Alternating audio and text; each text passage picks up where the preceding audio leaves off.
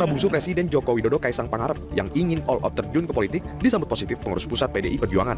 Namun Ketua DPP PDI Perjuangan Jarod Saiful Hidayat mewanti-wanti Kaisang tentang adanya aturan yang mengharuskan satu anggota keluarga tak boleh berbeda-beda partai politik.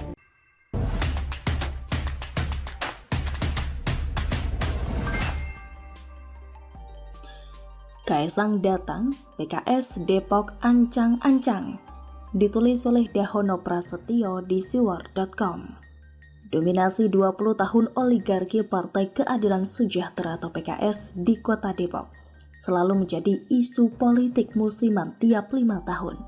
Sebagai salah satu kota penyangga ibu kota DKI Jakarta, mustahil Depok mensejajarkan diri dengan megapolitannya Jakarta. Depok menjadi kota tanggung, besar tidak, kecil juga bukan. Kota yang fokus menjadi lokasi hunian yang tak jauh dari Jakarta. Orang-orang yang sebagian mencari nafkah di Jakarta bergaya hidup metropolitan, namun lebih memilih tinggal di Depok. Kota yang nyaris tanpa keberadaan pabrik atau industri besar, kalaupun ada hanya hitungan jari. Depok malas berkembang, macet di Depok sebelum macet masuk Jakarta. Atau sebaliknya menjadi gerutu warga yang tidak pernah terjawab selama 2 dekade. Kabar terakhir menjadikan Depok sebagai kota syariah perlahan mulai diterapkan melalui kebijakan Pemda dan wali kotanya. Lalu tiba-tiba datang kabar dari timur, seorang pengusaha muda, milenial, media darling sekaligus anak bungsu Jokowi terpampang baliho raksasa di Margonda, jalan utama Depok. Kaisang Pangarep, sang pengantin yang belum genap setahun naik pelaminan, digadang-gadang menjadi calon wali kota Depok. Kaisang dihadirkan saat banyak partai politik besar menemui jalan buntu berstrategi merebut Depok dari kekuasaan PKS 4 periode. Kaisang ditawarkan bukan untuk melawan kebesaran PKS, tetapi membangun kemalasan elit parpol di Depok untuk move on. Mereka, para elit partai di Depok yang enggan beranjak dari comfort zone di bawah ketiak wali kota PKS kadang menganggap kehadiran Kaisang sebagai mimpi. Tapi tidak bagi sebagian besar warga Depok yang pernah merasakan pahitnya ketidakadilan pembagian bansos, kecewa pada diskriminasi dan distribusi Kartu Indonesia Pintar, Kartu Indonesia Sehat untuk yang seiman saja, gagal paham infrastruktur kota yang lebih banyak galian kabel daripada pembangunan saluran irigasi.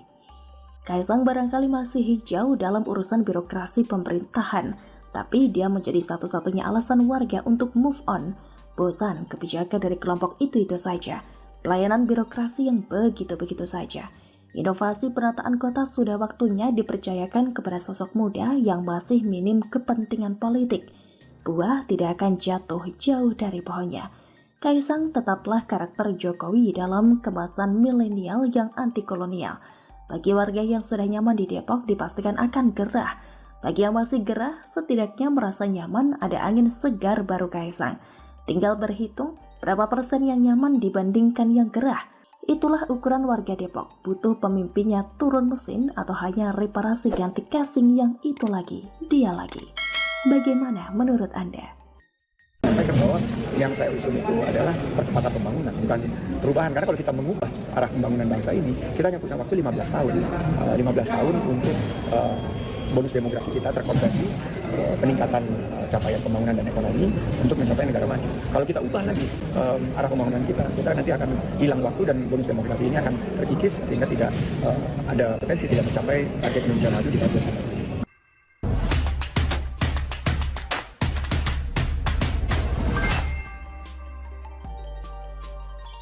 Sandiaga Uno tolak Anies, ditulis oleh Adin di siwar.com.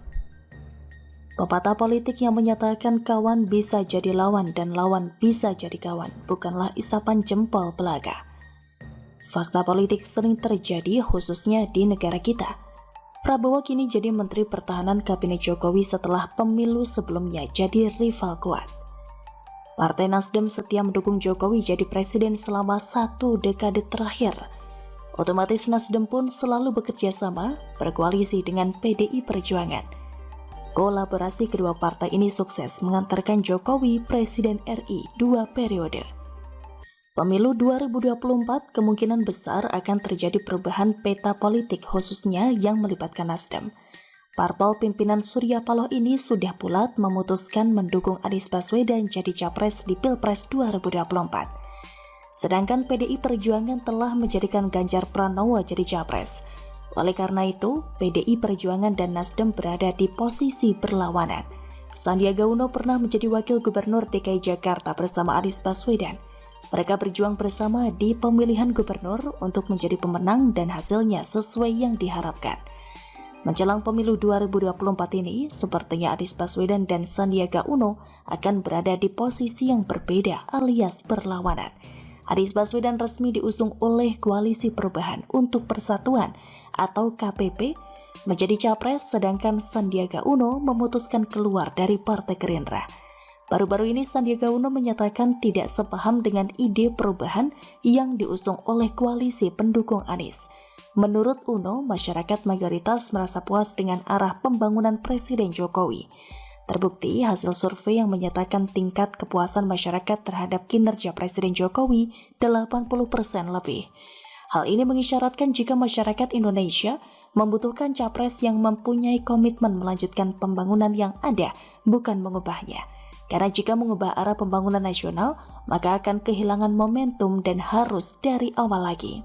Sepertinya Uno tidak akan mau atau menolak jika dipinang koalisi Anies jadi cawapres. Gagasan mereka, sudut pandang mereka berbeda. Anies menganggap jika negeri ini memerlukan perubahan, sedangkan Sandi mengusung prioritas pembangunan berkelanjutan. Mantan kader Gerindra ini cenderung menginginkan pinangan dari koalisi yang mengusung Ganjar Pranowo, karena PDI Perjuangan dan Ganjar merupakan pihak yang mendukung Presiden Jokowi selama ini. Jika dulu Sandiaga Uno berada di pihak yang sama dengan Anies Baswedan, sekarang berbeda pikiran. Uno lebih memilih pihak yang akan melanjutkan, bukan mengubah arah pembangunan yang telah dilaksanakan Presiden Jokowi. Sebagai Menteri Pariwisata dan Ekonomi Kreatif, pastinya Uno mengetahui pasti keinginan masyarakat Indonesia, apakah melanjutkan pembangunan Jokowi atau mengubahnya. Uno telah memutuskan untuk melanjutkan pembangunan Presiden Jokowi. Nah, apakah Sandiaga Uno akan menjadi cawapres Ganjar Pranowo? Kita nantikan saja. Bagaimana kalau menurut Anda? Suara Demokrat meluncur ke bawah di angka 7% suara saja. Untung saja masih lolos ke Senayan yang menetapkan minimal suara 4%. SBY kemudian resah. Dia menganggap bahwa AHY ternyata masih belum matang untuk mengawal Partai Demokrat. Maka sebagai bapak yang baik dan bijaksana, beliau pun turun gunung untuk kembali mengawal Demokrat.